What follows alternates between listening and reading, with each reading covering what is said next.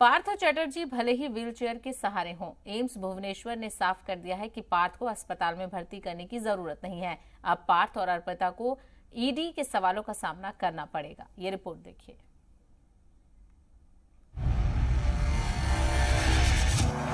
मगरबी बंगाल में टीचर भर्ती घोटाले में ममता के वजीर पार्थ चटर्जी की गिरफ्तारी के बाद सियासी माहौल गरमाया हुआ है। अब पार्थ चटर्जी के करीबी अर्पिता मुखर्जी पर ईडी का शिकंजा कसता जा रहा है। जराये के मुताबिक जांच के दौरान ईडी अफसरान को अर्पिता के घर से एक काली डायरी बरामद हुई है। माना यह जा रहा है कि इस डायरी में एसएससी घोटाले के राज दफन हैं। जराये के मुताबिक जुमा और शनिचर के दरमियान पार्थ चटर्जी और अर्पिता के घर पर छापेमारी की गई थी। दोनों के घर से कई अहम दस्तावेज बरामद हुए हैं। इसमें अर्पिता के घर से बरामद एक काली डायरी भी शामिल है। दावा किया जा रहा है कि इस डायरी में उन लोगों के नाम हैं जिन्होंने एसएससी के लिए मुबैना तौर पर रुपए घूस के तौर पर लिए थे।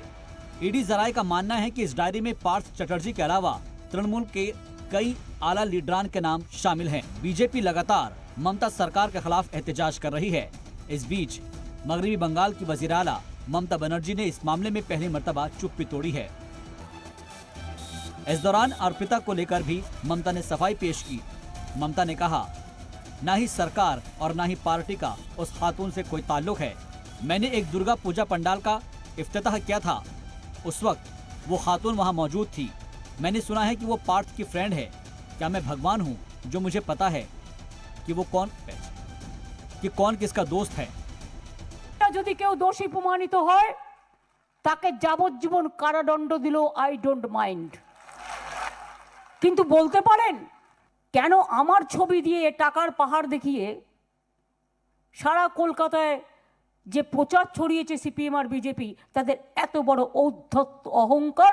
আমি যদি আজ রাজনীতি না করতাম আমি জিভটা কেটে ফেলতে পারতাম। उधर एसएससी घोटाले में गिरफ्तार पार्थ चटर्जी और अर्पिता मुखर्जी दोनों को 3 अगस्त तक ईडी की रिमांड पर भेज दिया गया है। ईडी का दावा है कि इस केस में अभी 100 करोड़ की रिकवरी होनी है और ये कहीं बड़ा घोटाला है। साजिश के तार कई और लोगों से जुड़े हुए हैं। ब्यूरो रिपोर्ट, जी मीडिया।